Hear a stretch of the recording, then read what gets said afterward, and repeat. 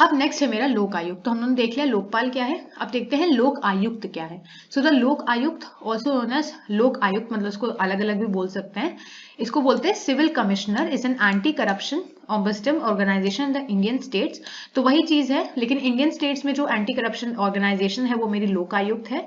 Once appointed लोक आयुक्त can not be dismissed not transferred by the government and can only be remove by passing an impeachment motion by the state assembly. मतलब एक बार अगर लोक आयुक्त बना दी गई है, उसका फॉर्मेशन हो गया है, उसका अपॉइंटमेंट हो गया है, तो उस केस में लोकपाल को ट्रांसफर आप नहीं कर सकते हो, गवर्नमेंट भी इसको नहीं कर सकती है।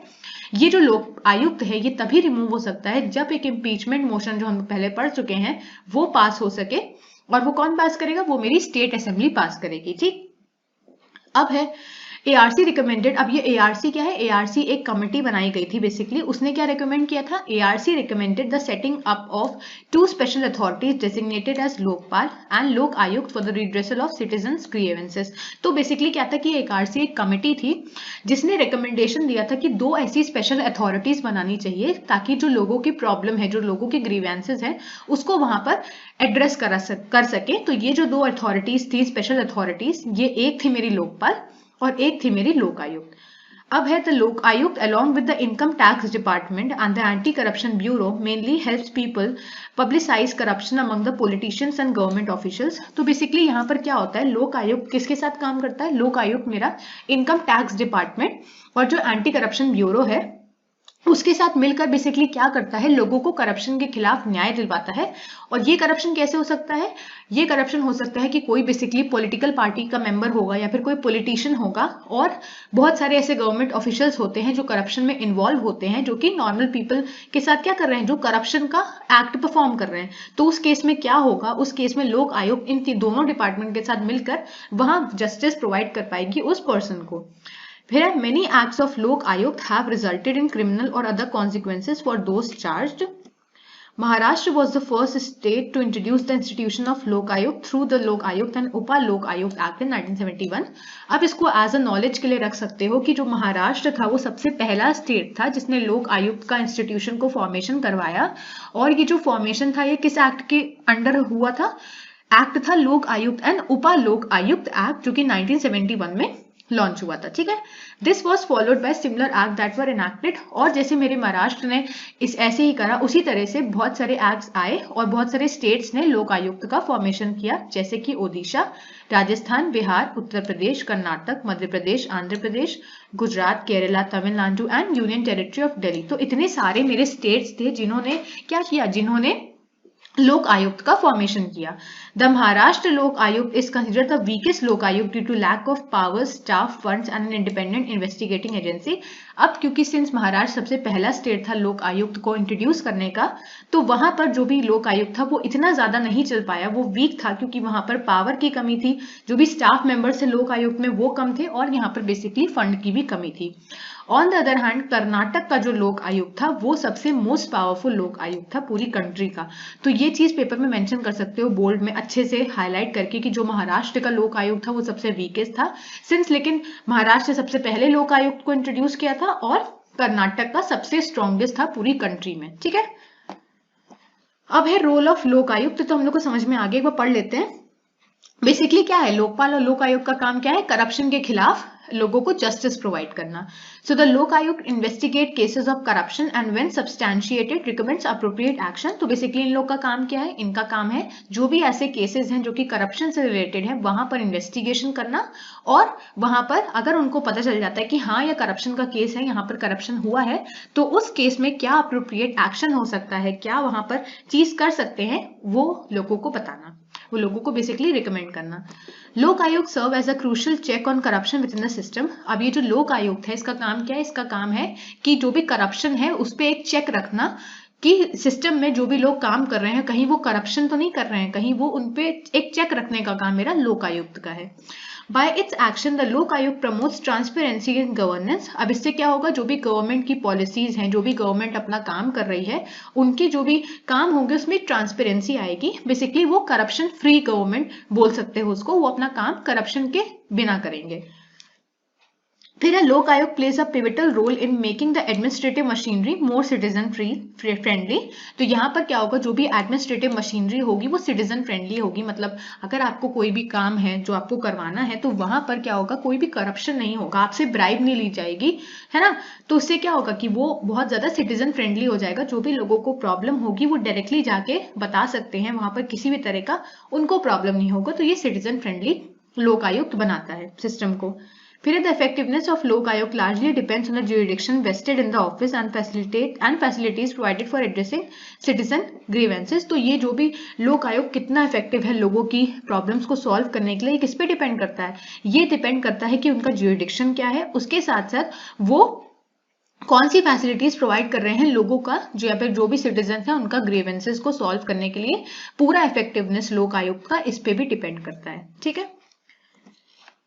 फिर आता है मेरा लोकपाल एंड लोक आयुक्त एक्ट 2013, ठीक है। So the Lokpal and Lok Ayukta act of 2013 commonly referred to as Lokpal act is an anti corruption legislature enacted by Indian parliament. तो यहाँ पर वही चीज है, जैसे लोकपाल और लोक आयुक्त का काम क्या है, एंटी करप्शन इंस्टीट्यूट से।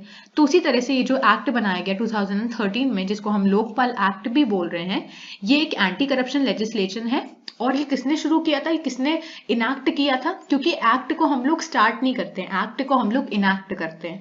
तो ये एक्ट किसने इनैक्ट किया था, ये एक्ट इनैक्ट किया था मेरी इंडियन पार्लियामेंट ने, ठीक है। This act aims to establish the institution of Lokpal to investigate allegations of, ठीक है। देखो यहाँ पर क्या हुआ कि इस एक्ट के अंदर क्या हुआ कि इस एक्ट में ये बताया गया कि आप एक लोकपाल जो है, मतलब लोकपाल का बेसिकली क्या है, लोकपाल का एक इंस्टीट्यूशन का फॉर्मेशन करो, ठीक है।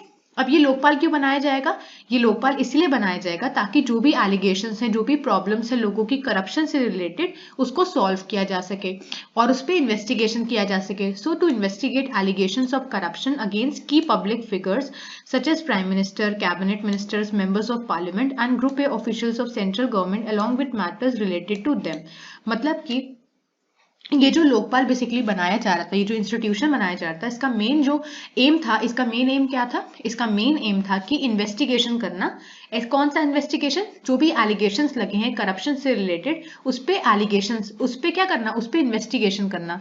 और ये जो एलिगेशन थे किसके ऊपर लगे थे, हो सकता है ये allegation prime minister, cabinet minister, मतलब जो भी बहुत हाई पोस्ट के जो ऑफिसर्स थे उनके ऊपर जो एलिगेशंस लगे थे करप्शन से रिलेटेड, उन सभी मैटर्स को इन्वेस्टिगेट करने का काम इस लोकपाल और लोक आयुक्त एक्ट में बताया गया था। और इसीलिए यहाँ पर एक लोकपाल का इंस्टीट्यूशन का फॉर्मेशन के लिए बताया गया था, ठीक है।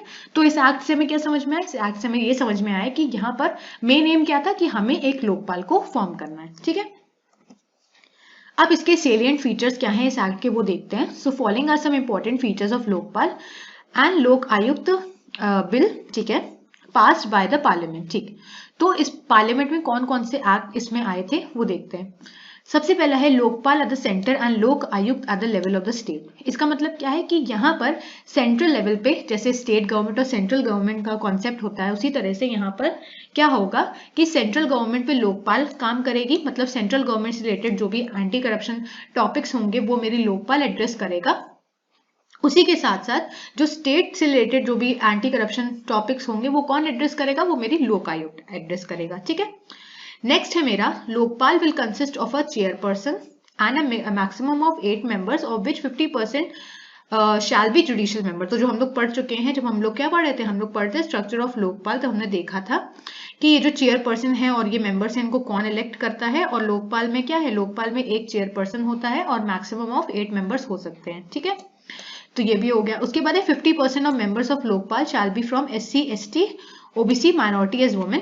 तो ये भी हम लोगों ने पढ़ा था कि लोकपाल के अंदर जो भी 50% मेंबर्स होंगे वो क्या होंगे, वो इन सब बोल सकते हैं इन सब सेक्टर से बिलोंग करेंगे। फिर selection of chairperson and members of Lokpal shall B through a selection committee consisting of prime minister, speaker of Lok Sabha, leader of opposition in Lok Sabha, chief justice और अ सिटिंग सुप्रीम कोर्ट जज नॉमिनेटेड बाय CJI। CJI का मतलब होता है chief justice of India. Eminent jurists to be nominated by the President of India on the basis of recommendations of the first 4 members of the selection committee। तो जो मैंने बताया वही चीज यहाँ पर लिखी हुई है कि चेयरपर्सन और जो मेंबर्स होंगे उनका बेसिकली कैसे सिलेक्शन होगा, एक सिलेक्शन कमेटी में, और उस सिलेक्शन कमेटी में कौन कौन से लोग होंगे वो भी हम लोगों ने देख लिया था। तो बेसिकली जो हमने पीछे देखा था वही चीजें यहाँ पर इस एक्ट में बताई गई हैं। नेक्स्ट है मेरा Prime Minister has been brought under the purview of the Lokpal. Lokpal jurisdiction will cover all categories of public servants. तो public servants की जितनी भी categories होंगी जहां पर भी investigation हो सकता होगा लोकपाल की jurisdiction के अंदर वो सारी categories cover हो रही हैं। All the entities receiving donations from foreign source in the context of Foreign Contribution Regulation Act (FCRA) in excess of rupees 10 lakh per year are brought under jurisdiction of Lokpal. देखो अब इतनी देर से हम लोग क्या बोल रहे थे, इतनी देर से हम लोग बोल रहे हैं कि लोकपाल का जुरिडिक्शन, इसका मतलब क्या है कि जैसे मान लो कि प्राइम मिनिस्टर है, ठीक है, तो प्राइम मिनिस्टर के पास कुछ सर्टेन पावर्स होंगी, कुछ सर्टेन फंक्शंस होंगे। ऐसा नहीं है कि प्राइम मिनिस्टर प्रेसिडेंट की जो भी ड्यूटीज है, प्रेसिडेंट की जो भी फंक्शन है वो करने लगेगा। जो प्राइम मिनिस्टर की ज्यूरिडिक्शन के अंदर, जो प्राइम मिनिस्टर की पावर्स और फंक्शंस के अंदर आएगा, प्राइम मिनिस्टर से वही काम कर सकते हैं। तो उसी तरह से जो लोकपाल का ज्यूरिडिक्शन क्या हो गया, ऐसी सारे फंक्शन, ऐसी सारी चीजें जो कि लोकपाल के अंडर आती हैं। तो ऐसी जो भी एंटिटीज होती हैं जो डोनेशन के फॉर्म में जो भी होता है ना कि फॉरेन सोर्स से वो डोनेशन ले रही हैं, और ऐसा डोनेशन जो कि 10 लाख से ज्यादा है हर साल, तो उस केस में क्या होगा, ये भी यहाँ पर भी लोकपाल अपना इन्वेस्टिगेशन कर सकते हैं। ये जो पूरा मैटर है ये भी लोकपाल के ज्यूरिडिक्शन में ही आता है, ठीक है। उसके बाद है provide adequate protection for honest and upright public servant. तो वही चीज है कि पब्लिक सर्वेंट जो है वो करप्शन ना करे, वो अपना काम सही से करे, उसको भी यहाँ पर लोकपाल ही देखता है। Lokpal will have power of superintendence and direction over any investigation agency including CBI for cases referred to them by Lokpal. तो ये तो हमने पढ़ ही लिया कि सीबीआई के केस में भी लोकपाल वहां पर अपना काम कर सकता है। A high powered committee chaired by Prime Minister will recommend selection of director CBI। तो एक कमेटी होगी जिसमें क्या है, प्राइम मिनिस्टर चेयरपर्सन की तरह काम करेंगे। तो वहां पर जो डायरेक्टर होगा मेरा सीबीआई का, उसका सिलेक्शन कौन रिकमेंड करेंगे, उसका सिलेक्शन मेरे प्राइम मिनिस्टर रिकमेंड करेंगे, ठीक है। अब है directorate of prosecution headed by the director of prosecution under the overall control of director. The appointment of director of prosecution CBI on the recommendation of central vigilance commission. तो basically जो director होगा मेरे prosecution का, वहां पर वो कौन recommend करेगा, वो सेंट्रल विजिलेंस कमीशन के होंगे, वो रिकमेंड करेंगे। उसके साथ transfer of officers of CBI investigating cases referred by Lokpal with approval of Lokpal. तो ये तो मैंने बताया था कि अगर पर्टिकुलर केस मेरा सीबीआई को दे रखा है तो उस केस में जो पर्टिकुलर इन्वेस्टिगेटिंग ऑफिसर होगा उसका आप ट्रांसफर नहीं कर सकते हो। उसका ट्रांसफर अगर करना है तो उस केस में लोकपाल का अप्रूवल चाहिए होगा, ठीक है। फिर है the bill also incorporates provision for attachment and confiscation of property acquired by corrupt means even while prosecution is pending.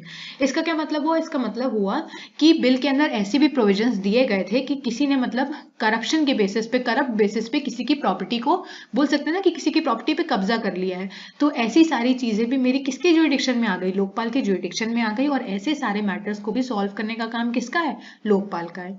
फिर है the bill lays down clear timelines for preliminary inquiry and investigation and trial and towards this end the bill provide for setting up of special court. तो अब bill ने क्या किया, यहाँ पर एक क्लियर टाइमलाइन बता दी गई कि इतने टाइम में अगर पर्टिकुलर केस इंट्रोड्यूस किया गया है लोकपाल में तो इतने टाइम में आपको आपका रिजल्ट मिल जाएगा, ठीक है। और यहाँ पर टाइमलाइन भी स्पेसिफाई करी गई कि इंक्वायरी और इन्वेस्टिगेशन और जो भी एक्शंस होते हैं उसकी टाइमलाइन इतनी होनी चाहिए, और इस टाइमलाइन को बीट करने के लिए कि इतने टाइम में लोगों को जस्टिस मिल जाए, इस बिल में क्या हुआ, इस बिल में ये भी इंट्रोड्यूस किया गया कि हम स्पेशल कोर्ट्स का फॉर्मेशन करेंगे ताकि लोगों को क्या मिल सके, ताकि लोगों को अपना उनको जो भी जस्टिस चाहिए वो सही टाइम पे मिल सके। अब ऐसा भी नहीं है कि जैसे कोर्ट्स में भी होता है कि अगर आपने कोई केस आपका पेंडिंग है तो वो सालों साल पेंडिंग रहता है, ऐसा केस यहाँ पर लोकपाल में नहीं था। लोकपाल में एक जो भी मेरा ये लोकपाल एंड लोक आयुक्त का एक्ट था, जो भी बिल था, इसमें बहुत ही क्लियरली मेंशन किया गया जो भी टाइमलाइन होगी, कितना टाइम हमें इंक्वायरी में लगेगा, कितना टाइम इन्वेस्टिगेशन में लग सकता है मैक्स टू मैक्स, उसके साथ साथ क्या इसमें सारी चीजें होंगी, और ये पूरे काम को करने के लिए यहाँ पर बेसिकली क्या था, स्पेशल कोर्ट्स का भी फॉर्मेशन हुआ, ठीक है। लास्ट है मेरा mandate for setting up of institution of लोक आयुक्त through enactment of law by state legislator which in the period of 365 days from the days of commencement. तो यहाँ पर क्या होगा कि जो भी इंस्टीट्यूशन होगा मेरी लोक आयुक्त की, जो भी स्टेट लेजिस्लेचर में बनाना होगा, उसमें क्या होगा, वो 365 डेज में बन जानी चाहिए। मतलब जब ये एक्ट बनाया गया है उससे 365 डेज में जो मेरी लोक आयुक्त का इंस्टीट्यूशन है वो बन जाना चाहिए। तो ये मेरी पूरा टाइम का बताया गया, और ये सारे मेरे सेलिएंट फीचर्स थे लोक आयुक्त और लोकपाल एंड लोक आयुक्त एक्ट की। आई होप आप लोग को ये सारे फीचर्स समझ में आए होंगे। ठीक है, जो हम लोगों ने पीछे पढ़ा था उसमें ऑलमोस्ट सारे सिमिलर ही थे, 2-3 अलग थे वो मैंने समझा दिए। तो आई होप आप लोग को ये समझ में आया होगा। अगर आया है तो वीडियो को लाइक करें, शेयर करें और चैनल को सब्सक्राइब करें। Thank you.